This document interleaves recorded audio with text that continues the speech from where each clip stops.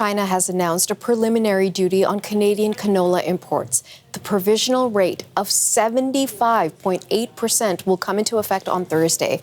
Now, this is the very latest escalation in a trade dispute that began last August. Beijing launched an anti-dumping probe against Canadian canola after Ottawa put tariffs on Chinese electric vehicle imports. China is the world's largest importer of canola, with nearly all of it coming from right here in Canada. And in 2023, canola exports to the country totaled $5 billion worth. Now, China mainly uses that imported canola to make animal feed for aquatic farming. Let's take a closer look at the impact of these tariffs on canola farmers. And for that, we've invited to the show Andre Harp. He is the canola farmer that we've been referencing all throughout the show. We've been eager to hear from you, sir. But you're also the chair of the Canadian Canola Growers Association, and you are joining us from Grand Prairie, Alberta. Thank you so much for making time for us. Yeah, happy to be here. Mr. Harp, I wonder if we could begin with this idea of a almost 76% tariff. When you woke up this morning to that news, what went through your mind? How do you process this? You know what? It was devastating. To put it bluntly, it was total shock. The news actually happened overnight, and like you say, waking up this morning, we did not need to hear that.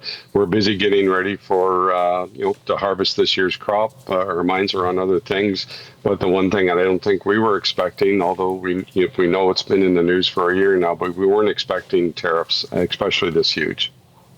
Well, I mean, everyone in the country has been dealing with so much of tariffs already, and now you get hit with this incredible percentage. Let me ask you, in practical terms, if this comes into effect on Thursday, what does that mean for the industry? Well, basically, it effectively shuts down exporting canola to China. It gets back to if you have a shipload of canola that's been going into China, that itself is worth millions of dollars, and to have a 75% tariff put on that, it effectively shuts down the trade to there. So basically, all of a sudden there are contracts that have been sold. So for China or for canola going to China, so it's very devastating. Do you guys have other options? Or do you have other plans? Like, what are your options at this point? It gets back to, I think we're still trying to digest the news, and trying to figure out what our options may be. But effectively, right now, we have no other options. China takes takes about a quarter of our canola, and it's going to try and find a different home for that is going to be very, very difficult. So what happens to all of that canola that won't be going to China? Does it get thrown away? No, one of the things, it's too valuable of a crop to throw it. We can't throw it away. At the same time, we need that canola to pay our bills. We rely on this crop for our income. So what's going to happen is basically we have to look at different markets. Unfortunately, that's more of a long-term strategy because it takes a while to build a trading relationship. But, one of the things, and I think we really have to start looking at, is basically the renewable diesel market in North America. Basically, we are already using canola as a feedstock for renewable fuel. And actually, just a few more percent would actually help out quite a bit, and actually probably would